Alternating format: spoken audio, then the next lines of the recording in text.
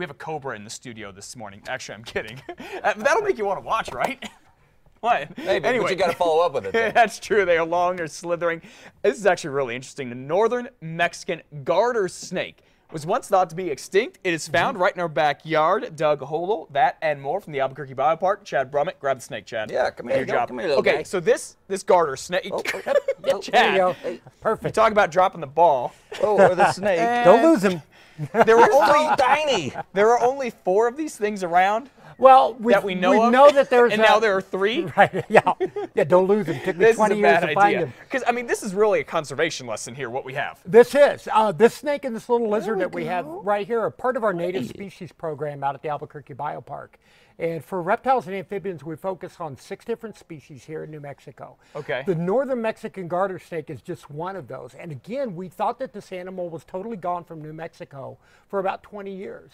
We spent 3 years in the field looking for this animal. And of June of last year, we finally found a small population of them. Okay, so tell me, what is that process like? Because you look at where the snake goes. I mean, this thing blends in so easily to its surroundings. How in the world did you find them? It's luck of the draw. We do set out traps, and these are minnow traps. These are little funnel traps that catch minnows. And the first one we got was caught in a minnow trap. The other 3 that we found were caught by hand.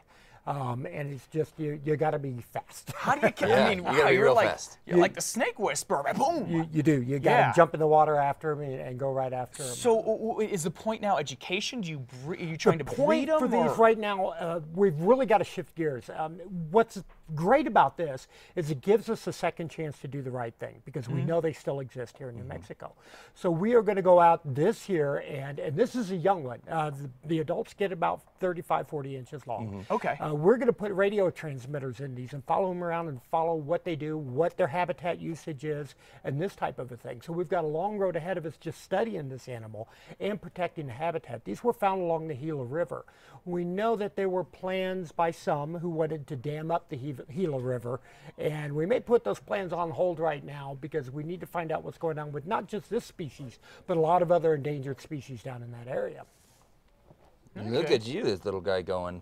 All right. Okay, so Very that is that. small. Now, Right. what else do you have here? Now, And this is another animal that's this been in is the a news very lot. obscure little lizard. This is the sagebrush lizard, dune sagebrush lizard, and this is the one we had a lot of controversy that it was going to shut down the oil industry. Because there was and some all talk of that there was some effort to put it on the endangered species list. There was a push for that, there but it was did not happen. a huge push. It sat on the list of the candidate species for over 11 years.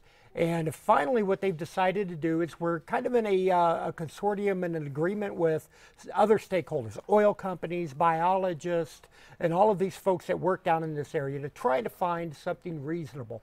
The key to conservation is not no use of our resources, it's the wise use of our resources. Sure. So Okay, we hold have him to real find us a still there. Hold him medium. real I still sure so they will. can see.